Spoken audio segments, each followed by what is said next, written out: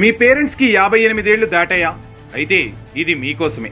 58 ఏళ్లు దాటిన మహిళకు, 60 ఏళ్లు దాటిన పురుషులకు కేంద్ర రాష్ట్ర ప్రభుత్వాలు అనేక ప్రయోజనాలు కల్పిస్తున్నాయి. ప్రయాణ రాయితీలు, వైద్య సహాయం, ఆదాయపు పన్ను మినహాయింపు, ఇలా అనేక ప్రయోజనాలున్నాయి.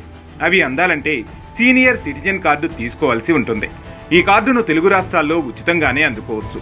గ్రామ, వార్డు సచివాలయాల్లో లేదా దివ్యాంగులు, వయోవృద్ధుల సంక్షేమ శాఖ, జిల్లా సంక్షేమాధికారి కార్యాలయంలో అప్లై చేసుకోవచ్చు. పాస్పోర్ట్ సైజ్ ఫోటో, వయసు నిర్ధారించే ఏదేని ఆధారపత్రం, ఆధార్ కార్డ్, బ్యాంక్ ఖాతా వివరాలు ఇవ్వాల్సి ఉంటుంది. అప్లై చేసిన తర్వాత వారంలోపే కార్డు వస్తుంది. ఈ కార్డు ఉంటే పురుషులకు ఆర్టీసీ బస్సుల్లో 25% రాయితీలు ఇస్తారు. పాస్పోర్ట్ స్లాట్ బుకింగ్ ఫీజులో 10% రాయితీ ఉంటుంది. పాస్పోర్ట్ కేంద్రాల్లోనూ వృద్ధులకు ప్రత్యేక టోకెన్లు ఉంటాయి. న్యాయస్థానాలు కూడా ప్రాధాన్యమిస్తాయి.